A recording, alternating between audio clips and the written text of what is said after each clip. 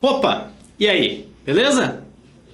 Mantendo o estudo? Tá indo tudo certo? Tudo certo por aqui?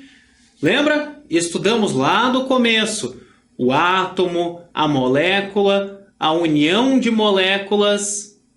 E aqui a gente vai falar já de substâncias químicas e misturas.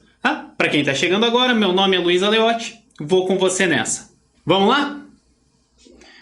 O que é uma substância química?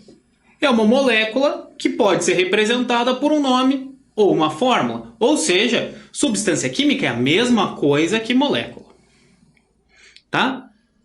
É um conjunto de elementos químicos juntos. Né? A gente já viu lá. É uma molécula. Um elemento químico é um átomo, um conjunto de átomos, molécula ou substância química. Tá? Como que a gente pode classificar uma substância química? A gente tem dois tipos de substância. Substância química simples, né? Bem simples, que os átomos são todos do mesmo elemento. Tá? Bem simples. H2, Cl2, O2. Ou a gente tem uma substância composta, que são átomos diversos. Né? H2O, CO2. Bem tranquilo, né? Não tem como errar esse tipo de coisa. Né? Mas a gente tem que ter um conceito. Né? Não podemos esquecer esse tipo de coisa. Tá? A fórmula química que a gente escreveu ali, né? Lembra que essa fórmula que a gente usa, a gente vai colocar o número embaixo, ali é a quantidade de átomos, né, daquele elemento que vão nessa fórmula. Né? É uma representação abreviada da substância. A gente escreve H2O para não escrever sempre água, por exemplo. Mas isso aí é tranquilo. Imagina, H2SO4 é bem melhor do que ácido sulfúrico. Né? É uma representação do que tem ali e é uma forma abreviada também. Os números ali vão mostrar a proporção atômica. Mas existem três tipos de fórmula que a gente usa. Tá? Tem a fórmula molecular, que é essa que a gente tem visto mais, que é o número de átomos de que cada elemento presentes numa molécula. H2O é a molécula básica de água, tem 2 hidrogênios e 1 oxigênio. Mas a gente também pode encontrar como uma fórmula mínima, que vai ser a proporção entre os átomos. Por exemplo, no caso da água, H2O significa que tem 2 Hs para cada oxigênio. Então a fórmula molecular já é a fórmula mínima dela, mas não é isso sempre. A gente vai ver ali no próximo slide um exemplozinho. E também pode ter a fórmula percentual, que a gente vai estar em porcentagens de cada elemento ali. Né? Essa fórmula percentual era mais usada principalmente antigamente, quando a gente queria descobrir o que era formado aquela molécula. Daí você descobria, você fazia análises em laboratório. Lembra que química é uma ciência experimental, né? Totalmente empírica. Então, para descobrir que a glicose é C6H12O6, na verdade, fez-se vários experimentos e descobriu qual era a porcentagem de carbono, a porcentagem de hidrogênio, a porcentagem de oxigênio, para daí chegar na molécula. Né? Antes de ter essa ideia, como é que a gente chegou nessa ideia de quantos elétrons tem em cada um? Vem mais desse jeito. Então, o exemplo é com a própria glicose. Ela é C6H12O6, é uma molécula grandinha. Mas isso aqui é a fórmula molecular dela. Mas ela pode ser escrita na fórmula mínima como CH2O. Tá vendo? Se você multiplicar tudo por 6, você vai ter C6H12O6. Então você tem 6 minimoléculas de CH2O formando uma glicose. Veja, CH2O, carbono, água, carboidrato. Então é daí que vem carboidrato? A glicose é um carboidrato? É daí. Carboidratos? Mais para frente lá na orgânica. Chegamos lá. Calma. Mas você também pode encontrar a glicose dessa forma. C, 40%, H, 6,66% e O, 53,33%. Tá? Então, e da onde vem essas porcentagens? Essa porcentagem é baseada na massa molecular. Lembra que a gente viu de leve na última aula? Mas a gente ainda vai ver isso um pouco mais para frente lá em estequiometria, beleza? Então, mais uns conceitozinhos. Isso aqui é uma aula, quase uma aula introdutória. A gente vai trabalhar uns conceitos bem simples. Um conceitozinho de sistema. O que é um sistema para química? Não é aquele negócio com variáveis x e y, duas equações. Não, um sistema é qualquer porção de matéria que a gente está estudando. Então, o que você estiver estudando é um sistema. Você está estudando uma reação num copo? Aquele é o seu sistema.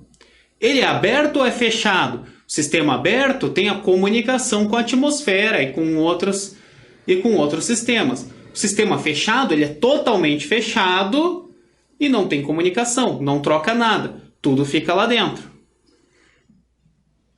O sistema ele pode ser homogêneo ou heterogêneo. O sistema homogêneo ele é uniforme. Ele tem as mesmas propriedades em toda a extensão dele. Né? Por exemplo, a gente olhar aqui, né, a TV desligada. Parece um sistema homogêneo. Você pega um copo d'água, a água é homogênea. Tá? E o sistema heterogêneo é um sistema não uniforme. Você vê fases nele. Você vai ver ali você vai ver que tem mais de uma coisa.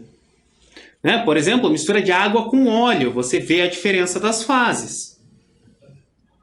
E o que é uma fase, então, que eu estou falando? É cada parte homogênea dentro de um sistema. Então, um sistema que seja homogêneo, ele tem uma fase só. Que é a única parte homogênea dele, obviamente. Num sistema heterogêneo, significa que ele vai ter duas ou mais fases. Né? Homogêneos, eles são, então, monofásicos. E os heterogênicos são polifásicos. Né? Pode ser bifásicos, trifásicos. São polifásicos. Tem várias fases que elas não precisam ser contínuas. Então, por exemplo, água com gelo. Né? O gelo dentro da água, eles não ficam todo uma camada de gelo dentro da água que você não consegue tomar. Né? Você fica ali com várias pedrinhas. Mesmo assim, a água é uma fase, o gelo é outra fase. E o número de fases não é necessariamente igual ao de componentes também. Você pode ter um sistema que tenha 3 componentes com 2 fases. Por exemplo, a água está misturada com vinagre e tem óleo em cima. E daí a gente tem 3 componentes com 2 fases. Ou, além disso, a gente pode ter o que eu falei, o copo d'água com gelo. Água e gelo não é a mesma coisa? Não é um componente só com 2 fases? É isso aí. E componente é cada substância que tem uma fase. Tá? Então, os exemplozinhos de fase. Por exemplo, você pode ter aqui, um copo d'água. Você pode ter aqui água misturada com vinagre. Tá? Você tem o quê? Você teria água com vinagre, você vai ter 2 componentes, uma fase só, líquido com líquido. Ou você pode ter água salgada. Você consegue ver mais de uma fase? Você pega um copo de água do mar, talvez você consiga ver areia misturado junto. Mas a água do mar em si, também, você vai ter ali pelo menos 2 componentes, né? Pode ter outras coisas ali, com uma fase. E nesse caso, é um sólido com um líquido, né? A água que eu falei, água com vinagre, nada mais é do que o vinagre que a gente compra. Né? A gente não compra ácido acético puro, é uma solução. Assim como álcool, né? Você pega álcool 96%, álcool 70%, é álcool com água. Né? Você pode tem diversas coisas. Água com açúcar e sal. Água, sal, açúcar. Você mistura tudo, você vai ter lá uma fase só com 3 componentes. Tá, mas e se eu colocar bastante sal a ponto de passar a solubilidade? Solubilidade? Mais para frente. Daí a gente pode ter um copo d'água que vai ter sal no fundo. Então aqui, ó, a gente tem 2 fases e 2 componentes. Tá? Ou você pode ter, né, com água e líquido, você pode ter a atmosfera. São vários componentes com uma fase só, né? Água misturado, a gente pega um copinho, quem já fez isso, tem um experimento que dá para pôr tipo groselha aqui embaixo, água e aqui óleo. Você vai ter ali 3 fases dentro do teu sistema. Né? E pode ter vapor de água dentro, sólidos, líquidos, tudo misturado. Vamos ver aí. Então, aí que a gente vai caracterizar substâncias puras e misturas. Não preciso nem falar, né? Substância pura, mistura. Já conseguiu deduzir o conceito. Pelo amor de Deus. Substância pura é um sistema só com um componente. Você tem um copo só com água. É uma substância pura, é água pura. Isso praticamente não existe. Tá? Você tem um elemento 100%, aquilo ali é uma substância pura. Se tiver um sistema com 2 ou mais componentes, tudo aquilo ali que a gente estava falando, a gente vai ter uma mistura. Água com óleo, água com álcool. Né? Então a gente pode ter, a mistura ela pode ser homogênea ou heterogênea, como a gente viu ali atrás. Uma mistura homogênea, ela é uma mistura com uma fase só. E em geral a gente pode chamar de solução. Ou a mistura pode ser heterogênea se ela tiver 2 ou mais fases. Tá? A mistura, ela pode ser, o estado físico da mistura, ela pode ser sólida. Né? Uma mistura de sólido com sólido. Uma mistura sólida. Ela pode ser líquida com líquido. Ela pode ser uma mistura líquida, né? Líquido com líquido. Ela pode ser gasosa, uma mistura de gases. Ou ela pode ser misto de qualquer uma dessas coisas. Tá? Ó, as misturas gasosas é um sistema formado só por gases. E quando ele é formado só por gases, ele é homogêneo. Certo? O maior exemplo que tem é a atmosfera. Nitrogênio, oxigênio e um pouco de vários outros gases. Você consegue ver fases nele? Não, mas é uma mistura de gases com uma fase só. Uma mistura gasosa. Tá? Uma mistura líquida, a gente vai pensar num sistema formado só por líquidos. Daí o número de fases vai depender da solubilidade, da afinidade desses líquidos entre si. Vamos ver mais para frente isso também, mas em geral isso vai funcionar lá. Lembra da polaridade das moléculas da aula passada?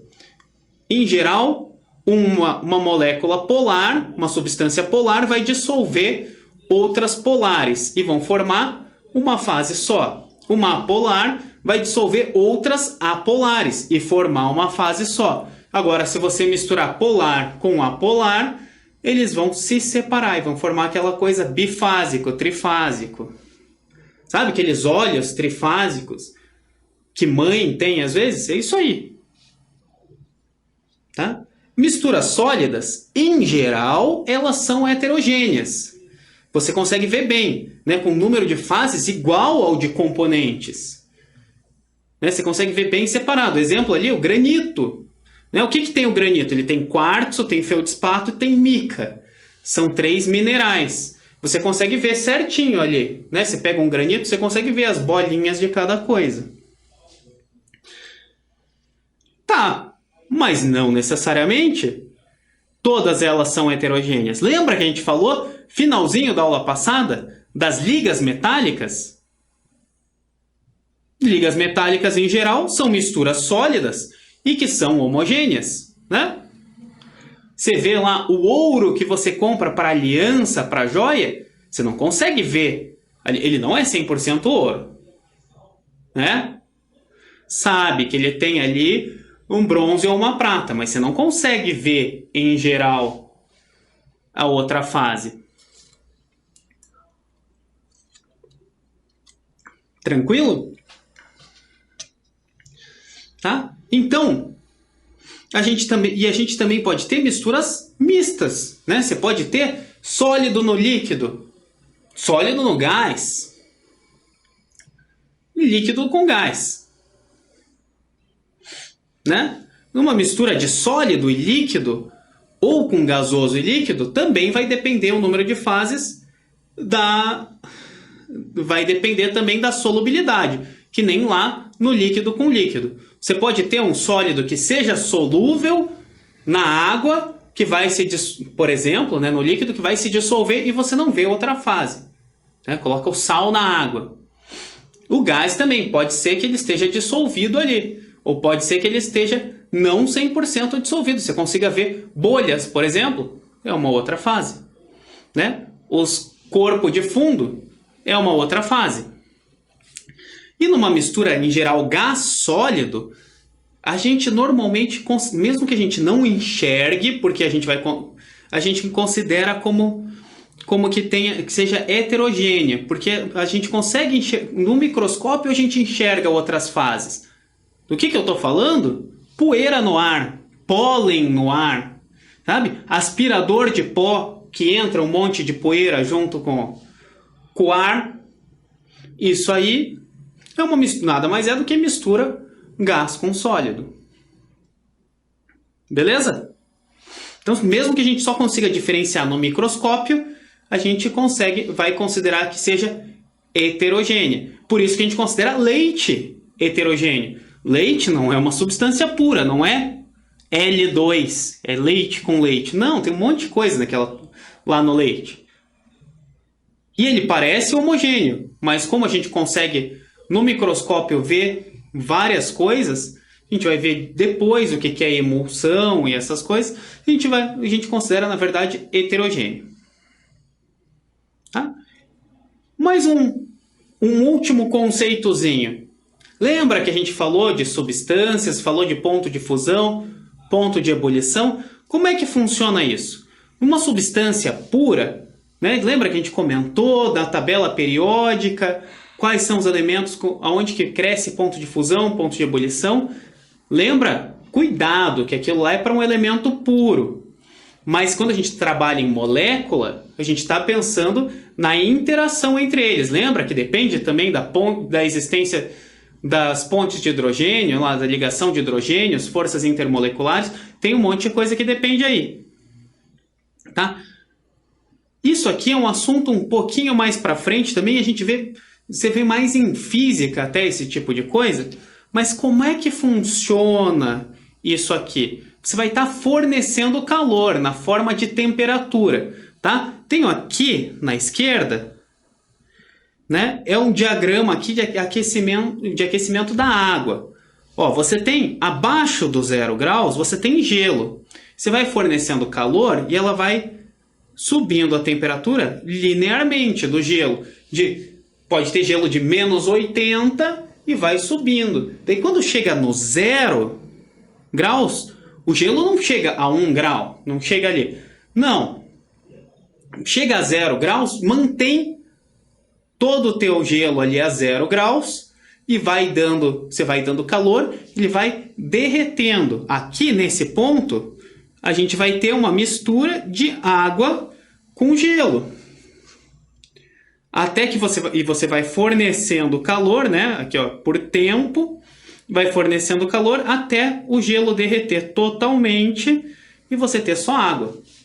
Aí você começa a aquecer mais e vai subindo linearmente a temperatura da água, até chegar nos 100 graus. E aí, de volta, para de subir. Você continua fornecendo calor e ela se mantém a 100 graus.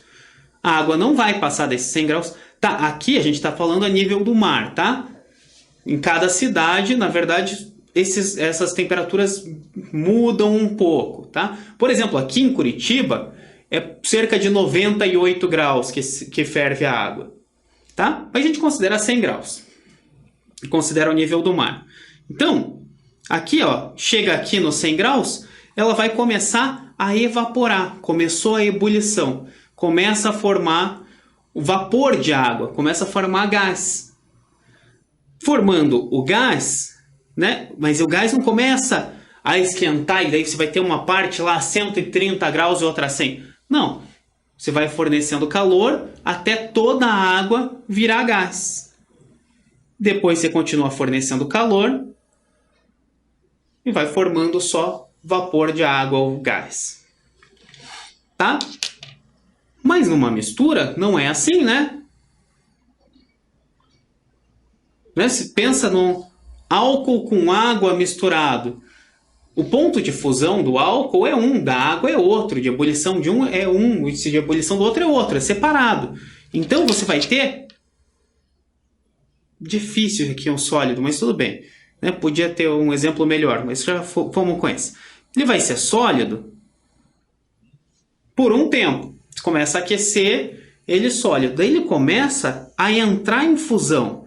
Mas veja que ele entra em fusão inclinado. Não é reto que nem esse aqui.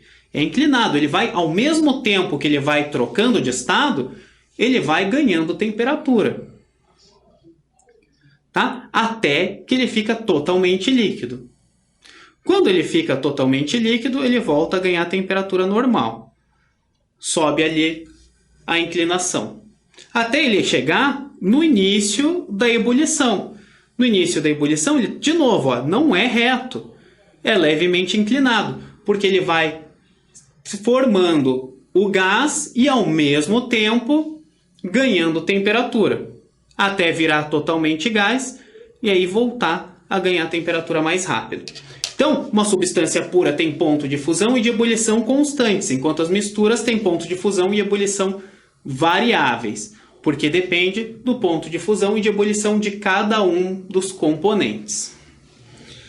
E a gente tem aqui a gente vai ter duas exceçõezinhas. A gente vai ter as misturas eutéticas. É a primeira exceção. A mistura eutética, ela tem o ponto de fusão constante. Então, se você pega lá um sólido, vai aquecendo e daí ele se funde numa temperatura constante. Daí depois que ele está líquido, ele volta a ganhar temperatura normal. Você vai falar, então com certeza ele é puro. Nem sempre. Porque existe aqui a eutética. Ó. Ela funciona aqui como se fosse pura. Mas daí, ó, você pega ela aqui na parte da ebulição. A ebulição é variável. Ela tem o início da ebulição numa temperatura X e o final numa temperatura maior. Ela vai ganhando temperatura junto com a troca de estado. Exemplo disso é a solda, usada mecânica para... Né, sabe? Já viu alguém soldando alguma coisa, juntando duas coisas lá? Essa solda é uma mistura eutética. E se a gente tem ali aquela exceção, era ponto de fusão constante e de ebulição variável, a gente vai ter a mistura azeotrópica, que é o contrário. Ponto de fusão variável, né? Chega aqui, começa a fusão em uma temperatura, aumenta a temperatura durante a fusão, volta a ganhar temperatura e a ebulição é constante. Exemplo disso é o álcool etílico 96%. Ele funciona bem assim. Tá bom? Vamos falar mais sobre isso lá para frente. Tá? Aqui é só para a gente ter esses conceitozinhos na cabeça. Beleza? Então era isso aí que tinha por hoje, galera. Tá? Vamos lá, força, vamos continuar nessa. Qualquer dúvida, vamos lá, acessa o site da Cultive, lá você vai ter o apoio, tá? E é isso aí, galera. Tá? Ficamos por aqui e até a próxima. Falou!